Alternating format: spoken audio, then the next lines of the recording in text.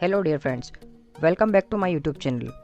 Today in this video we are going to learn about very interesting topic and the topic name is figures of speech. दोस्तों बहुत सारे exams में इस topic से related questions पूछे जा चुके हैं, फिर चाहे वह बोर्ड के एग्जाम हो या कोई कॉम्पिटिटिव एग्जाम। तो दोस्तों आज हम इस एक वीडियो में फिगर ऑफ स्पीच के कुछ सबसे इंपॉर्टेंट एलिमेंट्स के बारे में डिस्कस करने वाले हैं कॉन्सेप्ट और एग्जाम्पल्स के साथ। तो चलिए दोस्तों सबसे पहले शुरू करते हैं सिमिली, जिसका हिंदी में मतलब होता है उपमा अलंकार। दोस्तों सिमिली का मतलब ऐसे समझते हैं, a comparison between two things of different kinds which have at least one common quality. मतलब दो असमान या दो अलग अलग चीज़ों के बीच में तुलना करना जिनकी कोई एक विशेषता एक दूसरे से मिलती जुलती हो। जैसे इंसान का जानवर से या किसी थिंग से कंपैरिजन करना, ठीक वैसे ही जानवर का किसी थिंग या किसी इंसान के साथ में कंपैरिजन करना, वहाँ पर सिमिली होती है। लेकिन शर्त यह है कि वो दोनों चीज़ें सेम कैटेगरी की नहीं होनी चाहिए। जैसे इंसान का इंसान से और जानवर का जानवर से कंपैरिजन नहीं किया जा सकता है, और अगर कंपैरिजन किया तो वहाँ पर ये फिगर ऑफ स्पीच अप्लाई नहीं होगा। और दोस्तों यहाँ पर सिमिली की सबसे बड़ी पहचान होती है कि सेंटेंस में कंपैरिजन करने के लिए like, as, as as, so as आदि शब्दों का प्रयोग किया जाता है।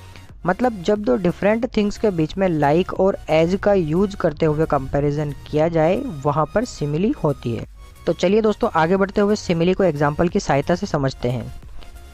देखिए फर्स्ट एग्जाम्पल में दिया हुआ है Usain bolt runs like the tiger, कि उसेन बोल्ट जो है वह टाइगर की तरह दौड़ता है। देखिए दोस्तों यहाँ पर दो अलग अलग कैटेगरी में आने वालों के बीच में कंपैरिजन हो रहा है। उसेन बोल्ट एक इंसान है और टाइगर एक जानवर है, और साथ ही कंपैरिजन क्लियर करने के लिए लाइक वर्ड का यूज हो रहा है, इसलिए इस सेंटेंस में सिमिली होगी। चलिए दोस्तों आगे बढ़ते हुए नेक्स्ट एग्जांपल को देखते हैं। My friend is clever as a fox, कि मेरा दोस्त जो है वो लोमड़ी के जितना चालाक है। अब इस सेंटेंस में लोमड़ी और मेरे दोस्त के बीच में कंपैरिजन किया जा रहा है, ये कॉमन क्वालिटी चालाकी को, क्लेवरनेस को लेकर के, और कंपैरिजन करने के लिए एज वर्ड काम आ रहा है, इसलिए इस सेंटेंस में भी सिमिली होगी। तो डियर फ्रेंड्स इस तरीके से हमने समझ लिया कि लाइक, एज वर्ड का यूज करते हुए कंपैरिजन किया जाए वहाँ पर सिमिली होती है। तो चलिए दोस्तों अब आगे बढ़ते हैं और next figure of speech metaphor के बारे में बात करते हैं। दोस्तों इसमें भी सिमिली की तरह ही कंपैरिजन किया जाता है, लेकिन लाइक और एज जैसे शब्दों का प्रयोग किए बगैर।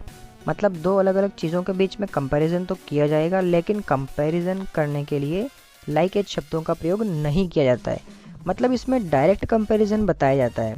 चलिए अब इसको भी एग्जांपल की सहायता से समझते हैं। यहाँ पर फर्स्ट एग्जांपल में दिया हुआ है Einstein's brain is a computer, कि आइंस्टीन का दिमाग जो है वह एक कंप्यूटर है। मतलब आइंस्टीन के दिमाग को डायरेक्ट कंप्यूटर कहा गया है, ना कि कंप्यूटर की तरह बताया गया है।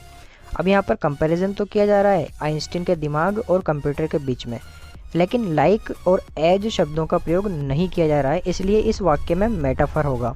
इसी के साथ आगे बढ़ते हुए नेक्स्ट एग्जांपल को देखते हैं। My brother is my strength, कि मेरा भाई जो है वही मेरी शक्ति है, मेरी ताकत है। मतलब यहाँ पर भाई को डायरेक्ट ताकत कहा गया है, ना कि ताकत की तरह बताया गया है, इसलिए इस वाक्य में भी मेटाफर होगा।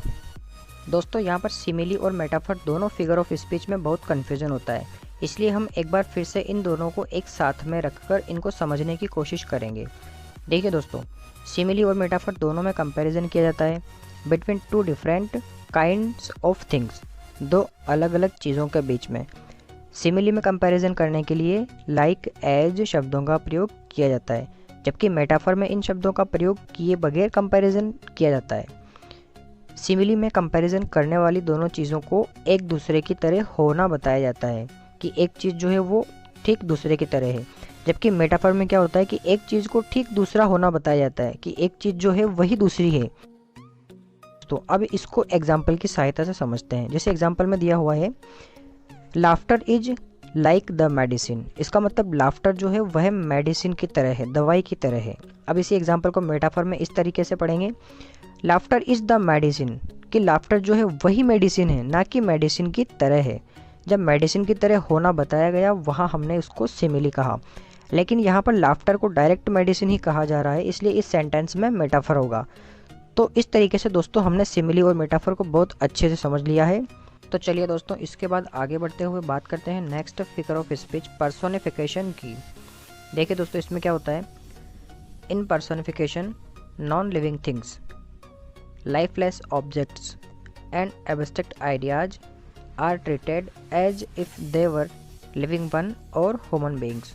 इसका मतलब पर्सोनिफिकेशन में नॉन लिविंग थिंग्स या लाइफलेस ऑब्जेक्ट्स से मतलब निर्जीव वस्तुओं के बारे में ऐसे बात की जाती है जैसे कि वो कोई इंसान हो या इंसान की तरह कोई कार्य करती हो। ऐसे सेंटेंसेस में पर्सोनिफिकेशन फिगर ऑफ स्पीच होता है। आइए अब इसको एग्जाम्पल की सहायता से समझते हैं। यहाँ पर फर्स्ट एग्जाम्पल में दिया हुआ है, the wind is whispering outside. इसका मतलब फ्रेंड्स कि बाहर हवा फुसफुसा रही है या बातें कर रही है। अब बताइए, ऐसा हो सकता है क्या कि हवा बातें करे? बिल्कुल नहीं हो सकता है। लेकिन हमने यहाँ पर एक नॉन लिविंग थिंग को ऐसे ट्रीट किया है जैसे कि वह कोई इंसान हो। अब बातें जो होती है वो कौन कर सकता है? सिर्फ इंसान कर सकते हैं। लेकिन हमने यहाँ पर एक नॉन लिविंग थिंग के ऊपर ह्यूमन कैरेक्टरिस्टिक को अप्लाई करने की कोशिश की है, इसलिए इस सेंटेंस में पर्सोनिफिकेशन फिगर ऑफ स्पीच होगा। इसके बाद आगे बढ़ते हैं और नेक्स्ट एग्जाम्पल को देखते हैं। My room is my best friend who protects me, कि मेरा कमरा जो है वह एक मेरा सच्चा दोस्त है जो कि मेरी हिफाजत करता है, मेरी रक्षा करता है। अब यहाँ पर कमरा जो कि एक नॉन लिविंग थिंग है, उसको हमने ऐसे ट्रीट किया है या ऐसे बताया है जैसे कि वह कोई इंसान हो, क्योंकि ये बात हमारे बेस्ट फ्रेंड के लिए बोल सकते हैं क्योंकि वो एक इंसान है, लेकिन अपने कमरे के लिए नहीं। इसलिए इस वाक्य में पर्सोनिफिकेशन फिगर ऑफ स्पीच होगा। तो दोस्तों, इस तरीके से हमने इस एक वीडियो में 3 फिगर ऑफ स्पीच को बहुत अच्छे से समझ लिया है और पढ़ लिया है। आप इनके एग्जाम्पल्स की और ज़्यादा से ज़्यादा प्रैक्टिस करें। तो फिलहाल के लिए इस वीडियो में बस इतना ही। उम्मीद करता हूँ आपको ये समझ में आई होगी।